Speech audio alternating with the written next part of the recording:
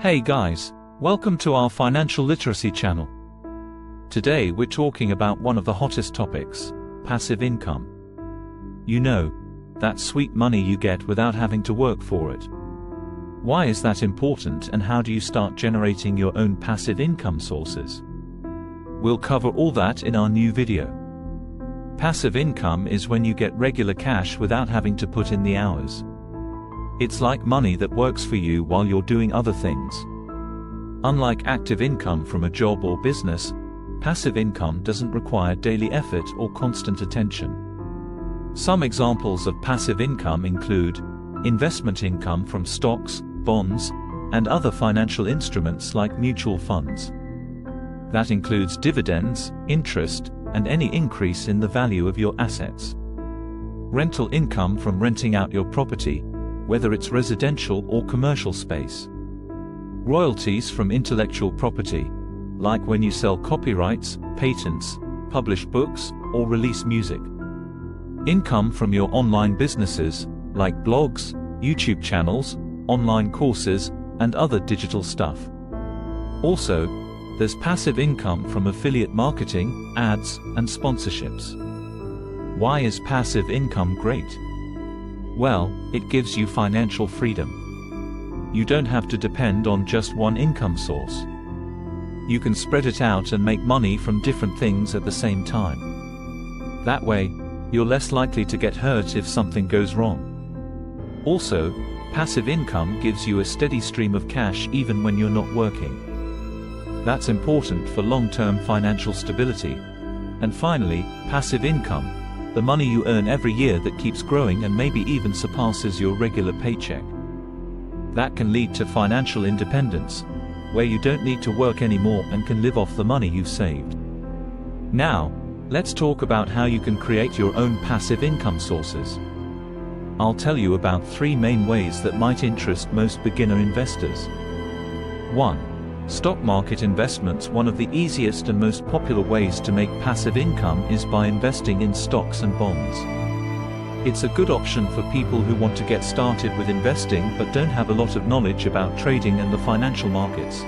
The easiest way to go is to invest in index funds that track major stock indexes like the S&P 500 and Nasdaq. These things are pretty safe and they usually give you good returns over the long term. Plus, they have really low fees and often pay dividends from the companies they invest in. Another option is ETFs, exchange-traded funds. These are like index funds, but they're more flexible and can be traded like regular stocks. So they're great for people who want to be more active in their investing. ETFs are also good for both long and short-term goals.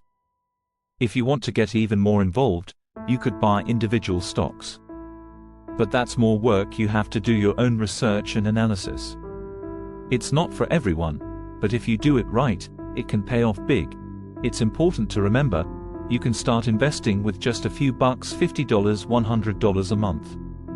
If you make regular deposits, you'll eventually build a solid investment portfolio.